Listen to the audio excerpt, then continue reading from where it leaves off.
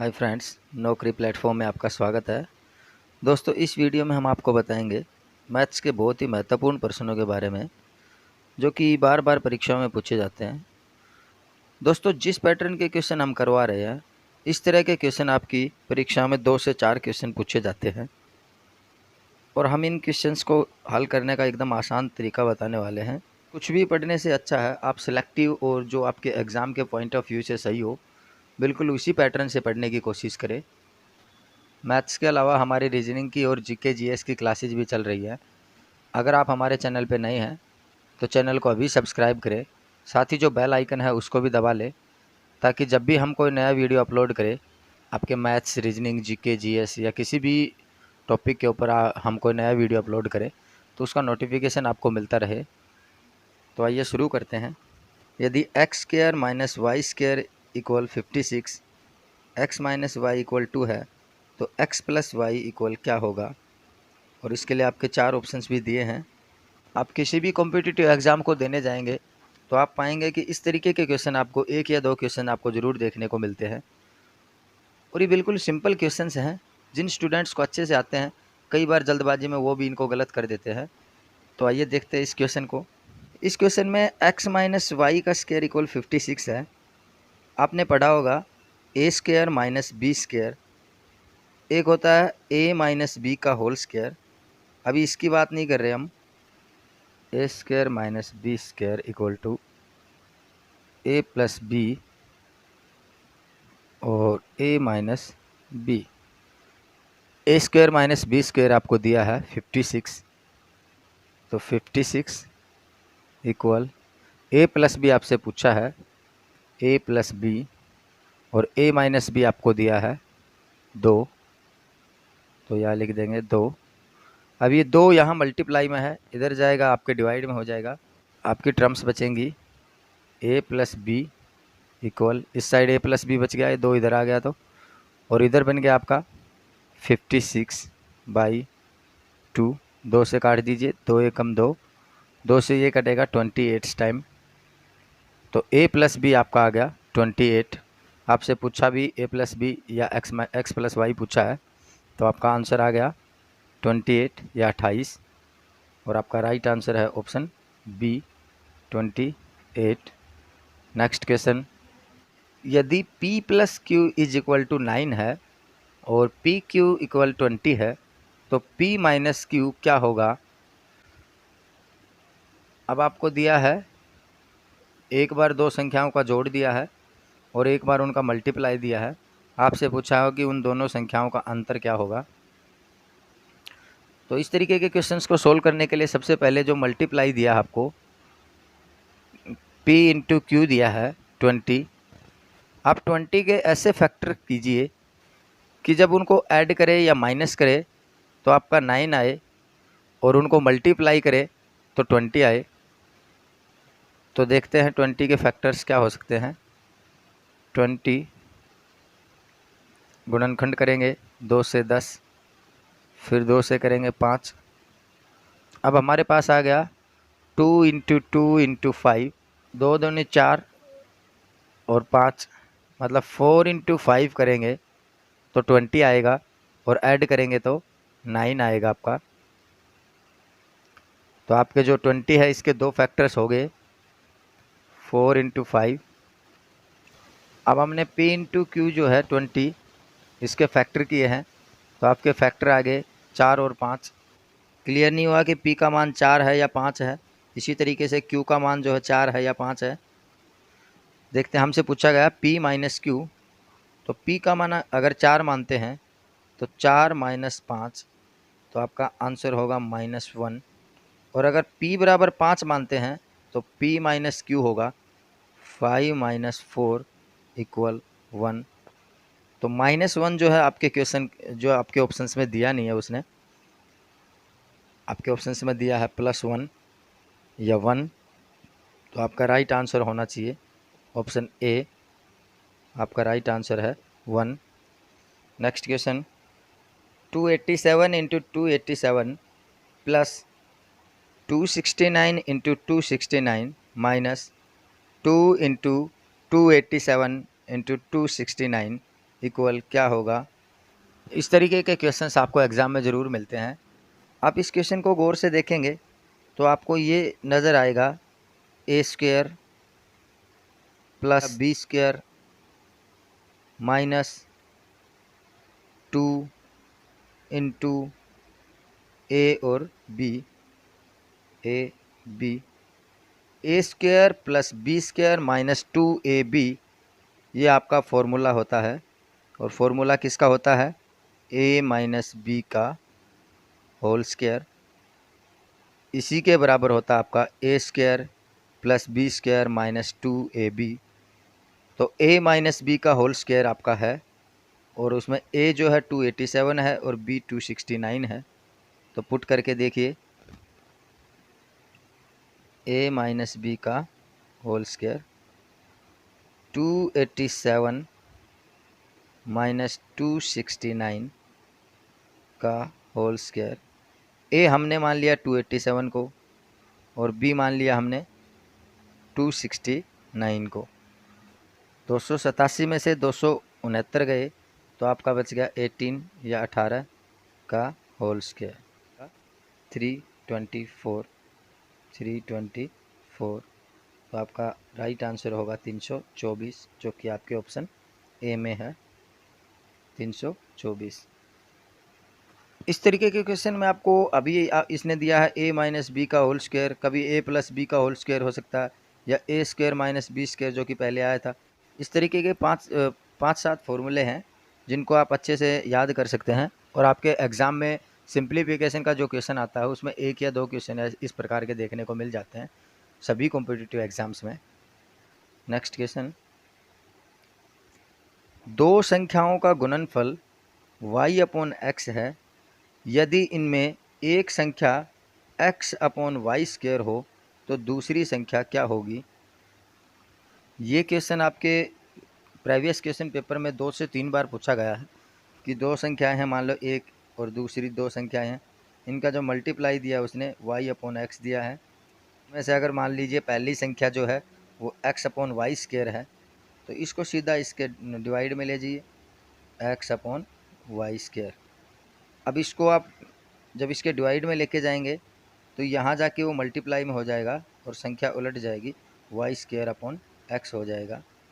आपकी टर्म बनेगी y upon X into Y square upon X. जो है मल्टीप्लाई कीजिए, ये हो गया वाई क्यूब अपॉन एक्स, और एक्स की मल्टीप्लाई करेंगे तो एक्स स्क्वायर।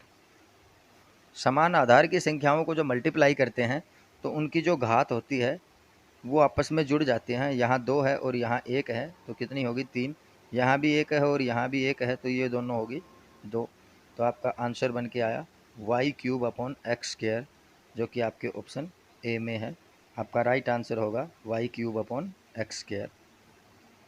नेक्स्ट क्वेश्चन, निम्नलिखित संख्याओं को अवरोही क्रम में लिखिए। अवरोही मतलब डिसेंडिंग ऑर्डर, एक होता है आरोही क्रम बिल्कुल बढ़ते क्रम में या इंक्रीज ऑर्डर, एक होता है डिक्रीज ऑर्डर या अवरोही क्रम। तीनों संख्याएं हैं 7/9, 3/5 और 6/7। आसान और सिंपल तरीका है कि जो भी भिन्न आपको दिए गए हैं उनका 2 दशमलव तक जो है मान निकाल लीजिए, और उसके बाद आपको स्पष्ट हो जाएगा कि ये जो भिन्न है ये छोटी है, ये दूसरी बड़ी है, तीसरी इससे बड़ी है या छोटी है। तो आइए करके देखते हैं। 7/9, 3/5 और 6/7। अब साथ में 9 का डिवाइड करेंगे तो 0 पॉइंट लग के 9 7 63 बच के 7, 9 7 63। तो 7/9 का आएगा 0.77। 3 में 5 का डिवाइड करेंगे तो 0.56 जा 30, ये हो गया पूरा। 3/5 का आया 0.6। अब 6 में अगर 7 का डिवाइड करेंगे तो 0.78 जा 56 हो गया। 7 8 जा 56, 4 बच गया आपका। 7 5 जा 35, तो इसका आया 0.85। तो सबसे बड़ी जो संख्या है वो बन गई आपकी 0.85, उसके बाद 0.77 और सबसे छोटी जो है 0.6। तो अगर अवरोही क्रम में लिखना है, मीन्स डिक्रीज ऑर्डर में लिखना है, तो उसमें पहले सबसे बड़ी संख्या होगी, उसके बाद छोटी, फिर सबसे छोटी। और अगर इंक्रीज ऑर्डर में या आरोही क्रम में लिखना होता तो पहले सबसे छोटी आती, फिर उसके बाद बड़ी, उसके बाद बड़ी। तो सबसे पहले जो सबसे बड़ी संख्या लिखनी है 6/7। तो देखिए कि आपके ऑप्शन डी में जो है उसी में सबसे पहले 6/7 लिखा है, मीन्स आपका आंसर जो है ऑप्शन डी होना चाहिए। फिर भी मैच करके देखते हैं। सबसे पहले आएगा आपका 6/7, उसके बाद 0.77 है, वो बड़ी है 0.85 के बाद। तो आएगा आपका 7/9, और आपके सबसे छोटी संख्या जो है वो है 3/5। तो आपका आंसर बनेगा 6/7, 7/9, 3/5, जो कि आपके ऑप्शन डी में है। आपका राइट आंसर है option D, 6/7, 7/9 and 3/5। Next question, 1.75, 5.6 और 7 का HCF महत्तम समापवर्तक क्या होगा? तो जब संख्याएं दशमलव में हो तो इनको सोल्व करने का जो है, इनका HCF निकालने का बिल्कुल आसान तरीका है कि जैसे 1.75 है, दूसरी 5.6 है, तीसरी 7 है। तो इस प्रकार से अगर आपकी संख्याएं हों दशमलव में तो सबसे पहले इनका दशमलव हटा दीजिए। तो 175/1 और 100, इसका आएगा 56/10, और इसका आएगा 7 कुछ नहीं है तो 1। अब सभी संख्याओं का दशमलव हटाने के लिए इनको 100 से मल्टीप्लाई कर दीजिए, और जब आपका आंसर आए तो सभी जो आपका आंसर आए उसको 100 से डिवाइड कर दीजिए। आपका क्वेश्चन जो है सिंपल हो जाएगा और आपको आंसर देने में ज़्यादा दिक्कत नहीं होगी। तो इनको 100 से मल्टीप्लाई करके देखते हैं, 100 से, 2 जीरो से 2 जीरो, यहाँ बच गया 175। यहाँ 100 से मल्टीप्लाई करेंगे तो 1 जीरो से 1 जीरो कट जाएगी, आपका बन जाएगा 560। और इसका 100 से मल्टीप्लाई करेंगे तो सीधा हो जाएगा 700। तो आपकी नई संख्याएं बनेंगी 175, 560 एंड 700। HCF होता है आपका हाईएस्ट कॉमन फैक्टर, वो बड़ी से बड़ी संख्या जो सभी में कॉमन हो, HCF होता है। HCF आया, बट जब क्वेश्चन को हमने शुरू किया था तो इनके पॉइंट्स हटाने के लिए हमने 100 से जो है इनको मल्टीप्लाई किया था। अब उसको जो है दोबारा से 100 से इसको डिवाइड करना पड़ेगा, इसको पॉइंट लगाने के लिए जो है 100 से डिवाइड करना पड़ेगा 35 को। तो जब 100 से डिवाइड करेंगे तो 1 और 2 जीरो हैं, तो मतलब 2 अंक छोड़ के दाहिने तरफ से 1 और 2 अंक छोड़ के यहाँ दशमलव लगेगा आपका। तो आपका जो आंसर बनना चाहिए वो बनना चाहिए 0.35, जो कि ऑप्शन डी में है। तो इस क्वेश्चन का जो सही आंसर है वो है option D, 0.35। Next question, P Q से 6 गुना बड़ा है तो क्यू पी से कितने प्रतिशत कम है? ये पी है, ये क्यू है। पी जो है वो क्यू से 6 टाइम है, मतलब क्यू जो अगर आपका 1 है तो पी जो है वो 6 टाइम है, मतलब 6 है। तो अगर आपका पी 6 है और क्यू जो है आपका 1 है, मीन्स जो एक जो संख्या है वो 6 से कितने प्रतिशत कम है? एक संख्या जो है वो 6 संख्या से कितने प्रतिशत कम है, ये आपको पता करना है। तो आपको सिंपली तो पहले वैसे पता करना है कि एक जो है वो 6 से कितने कम है, वो 5 अंक कम है। और अब प्रतिशत निकालना है, भाई 5 अंक कम है तो आपको प्रतिशत निकालना है। किससे निकालना है? 6 से निकालना है, मतलब 6 से कंपैरिजन करना है। तो आपका बटे में 6 और इनटू में प्रतिशत के लिए 100। तो काट दीजिए, 2 से कट गया, 2 से 3 और 2 से यहाँ 50, और 50 की और 5 की मल्टीप्लाई करेंगे 250/3।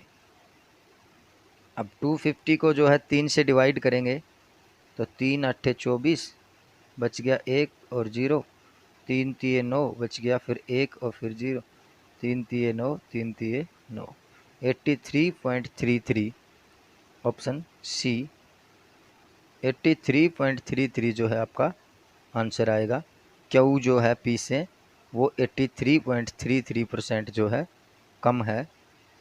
तो आपका राइट आंसर होगा ऑप्शन सी। नेक्स्ट क्वेश्चन, दो संख्याओं का गुणनफल 4107 है, यदि उनका महत्तम समापवर्तक 37 है तो बड़ी संख्या क्या होगी? अगर दो संख्याएं हैं x और y, इनका जो मल्टीप्लाई है वो आपका 4107 है, 4107 है, और यदि इनका दोनों का जो महत्तम समापवर्तक है या HCF जो है वो 37 है, मीन्स जो हाईएस्ट कॉमन फैक्टर है दोनों में वो 37 है, तो जो बड़ी वाली संख्या है वो क्या होगी? प्रकार के क्वेश्चन में जो मल्टीप्लाई दिया होता है उसको सीधा HCF से डिवाइड कर दीजिए। जो दो संख्याएं दी हैं उनका जो मल्टीप्लाई दिया है उसमें आप HCF का डिवाइड कर दीजिए, जो आपकी बड़ी वाली संख्या जो आपको प्राप्त हो जाएगी। 37 से 4107 को डिवाइड करेंगे तो आपका आएगा 1 1 एंड 1। तो जो आपका आंसर आया वो आया 111 मीन्स 111। तो आपका राइट आंसर है ऑप्शन बी 111। नेक्स्ट क्वेश्चन, 0, 2 और 4 द्वारा बनी वृहत्तम मीन्स बड़ी से बड़ी और लघुत्तम मीन्स छोटी से छोटी 3 अंकीय संख्याओं का औसत क्या होगा? 0, 2 और 4, इन 3 अंकों का प्रयोग करके आप एक बार तो बड़ी से बड़ी संख्या बनाइए और एक बार छोटी से छोटी संख्या बनाइए। फिर जो दो संख्याएं बन जाएंगी आपकी उनका जो है औसत बताना है आपको। तो सबसे बड़ी जो संख्या बनेगी वो बनेगी, जो सबसे बड़ा नंबर है वो लिखिए पहले, उसके बाद फिर जो बड़ा है वो लिखिए और लास्ट में जो सबसे छोटा है वो लिखिए। तो आपकी इन तीनों अंकों से बड़ी जो संख्या बनेगी वो तो बनेगी 420। और सबसे छोटी संख्या जो है आप 0 to 4 जो है बनाने की कोशिश मत करना, ये गलत हो जाएगा। 0 लिया है, इसकी तो वैल्यू ख़त्म होगी, तो फिर आपका बनेगा 204, 204। तो आपकी दूसरी संख्या बन गई आपकी 204। तो एक बन गई आपकी 420 और एक बन गई आपकी 204। अब उसका औसत पूछा है, तो औसत क्या होता है कि जितने भी आंकड़े होते हैं उनका योग बटे में जितने आंकड़े होते हैं उनकी संख्या। तो यहाँ तो दो आंकड़े दिए हैं, एक तो 420 का और एक 204 का, दोनों को जोड़िए तो आपका हो गया 624 और डिवाइड बाई संख्या, आंकड़ों का योग जो है 624, आंकड़ों की संख्या जो है 2, 2 से काटिए, 2 एकम 2, यहाँ 3 1 2, 312। तो आपका राइट आंसर है ऑप्शन ए 312। मैथ्स की क्लासेस के अलावा रीजनिंग की क्लासेस भी चल रही है, आप उनको भी जाके ज्वाइन कर सकते हैं। साथ ही जीके जीएस की क्लासेस भी आपके रेगुलरली लग रही हैं। तो अगर आप हमारे चैनल पर नए हैं तो चैनल को अभी सब्सक्राइब करें, साथ ही जो बेल आइकन है उसको भी दबा लें। बेल आइकन दबाने का सबसे बड़ा फ़ायदा ये है कि जब भी हम कोई नया वीडियो अपलोड करेंगे उसकी सूचना जो है आपको नोटिफिकेशन के द्वारा मिल जाएगी और आपको वीडियोज़ या उन सूचनाओं से वंचित रहना नहीं होगा। Thanks for watching our video. Thank you.